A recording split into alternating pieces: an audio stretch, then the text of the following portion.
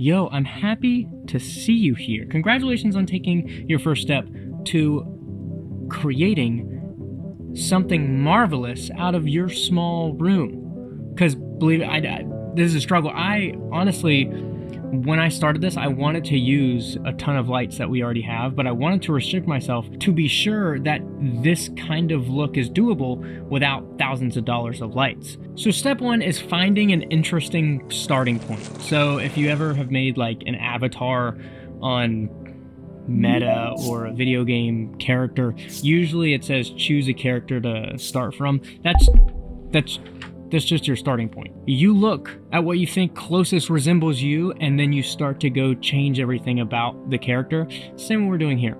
We find the most interesting point starting off. So for me, being able to sit this close to the camera so that we could have all the space behind us, we're at a corner, so it's almost, we're getting symmetrical, we're getting balanced, and there's enough depth where behind me is getting blurred out fairly well. So this is my starting point, because I also can play with the TV, I can play with these lamps that are already back here, and one of my biggest things is I don't want to have the bed in the shot.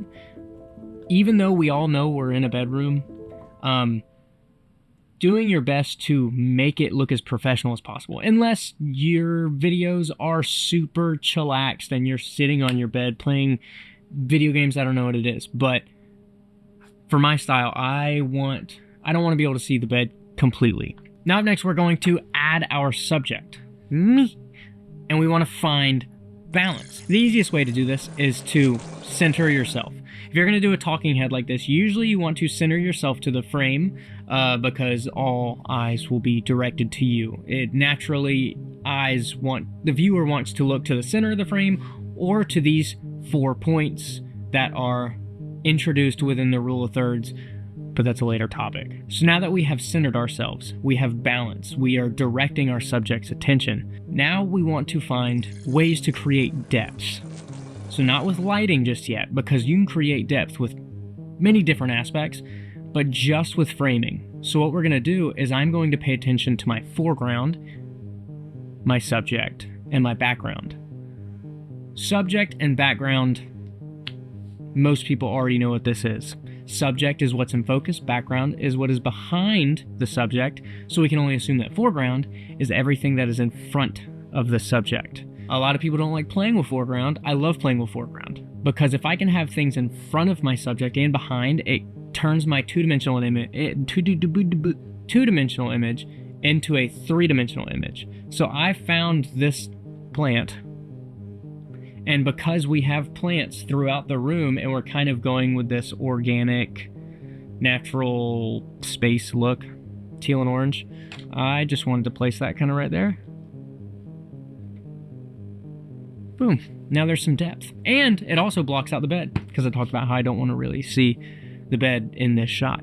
So I've got foreground, I've got background. Now you can include things in the background that relate to who you are or to what your channel is about. So I like space.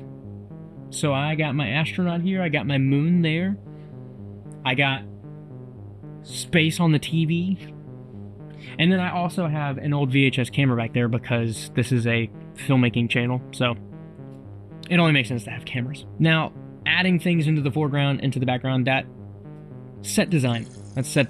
We want to add props, and we want to add colors, textures, practical things that are going to help create depth and help create a look. So for me, like mentioned before, natural, space, film, these are my props. This is my style. So I'm going to feed into that style. Now, some of you may be asking, I don't know what my style is. I don't know what content I'm creating. I just know I want to create something. Perfect. We're going to go through that right now. We're going to go over what kind of content you should be creating. Lighting. This is undeniably probably my favorite part of filmmaking, is lighting. And I really had to hold myself back by not being able to use any lights. I actually have a ton of lights here in the room that I brought from the studio that I wanted to use just to make it look as good as possible, and I could show you, here's how we light things. And then I was talking to Jordan, you know Jordan, he brought up a good point. not everyone has this gear. So I decided to take it back to a point where this is probably what I had when I first started. I had a computer monitor. I had a small light that's less than $90. I had a haze machine, less than 30 bucks. And then I had a bunch of practical lamps and light bulbs laying around. And then I had an iPhone. So this is the fundamental lighting setup that most high budget films stem off of. Now things change. There's a lot of talk about hair lights that people don't like, this and that. It all stems from a 3-point lighting setup. Here's what it is. You have your key light. You have a hair light, which there is a slight dusting of light hitting me from this light and that light. So you have a hair light or an edge light, and then you have a fill light. The fill light is just this lamp over here that's creating this small, it's raising my shadows here, so this just doesn't go complete black. But this is a 3-point lighting setup. Your key light is your main light. This is the one that is going to light your subject and display the most information. The way I have my key light right now, it's kind of to my side and it's wrapping around. It's kind of giving a Rembrandt light, which is, you know it's a Rembrandt light if you can see a small triangle of light under this eye. This is the most widely used lighting setup because lighting a majority of the face, you still get some contrast and some definition. But wherever you put your light, there's a whole new story depending on where you put it. Your edge light is just to separate you from the background. So by casting some small light around the edge of my body, it is separating me from this dark background, this dark blue background over here. And then the fill light, again, like I said, is just to raise the shadows. If you don't want much of a contrasty look and you want it all kind of to come together in a smoother transition of light, you'll bring up your shadows with a fill light. Up next is haze. Fairly simple. The particles reflect light, making light visible and soft. Most movies you watch use haze. Double points. If you noticed, I'm using 2 different tones. I have my oranges and I have my blues. I'm using colors to contrast as well. So on top of contrasting my frame, contrasting my lights, I'm contrasting my colors. And whenever you can create all these different variations of depth and contrast, this is when you start to get beautiful film-like looks. So let's take a look. I'm going to turn off all these lights and I'm going to go one at a time to see what exactly we changed. So first we're going to turn off this overhead. Now we have my laptop or my computer monitor on, so I've already got my key light going. Now I'm going to add in my fill light. See how it raised those shadows a little bit, and it's a little bit more blue than the rest of my face. And then we have our practical light back here. So being able to see the difference from the overhead lights being on to no shaping to we were able to shape light with less than $100 and create something that is more than YouTube ready. How's that?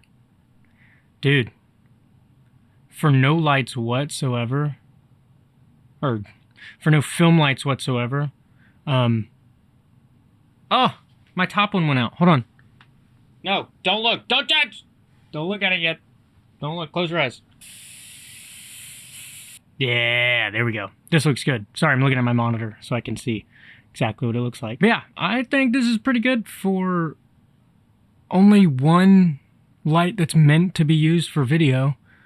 Less than, what is it, 90 bucks?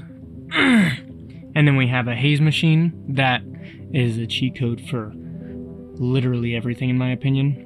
Some people say I go overboard with it, and I do. But it's because I know how good it can be. But too much of something good is bad. Whatever, I digress.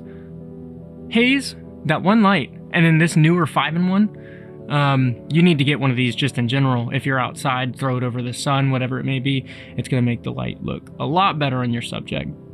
But other than that, lamps, computer monitors,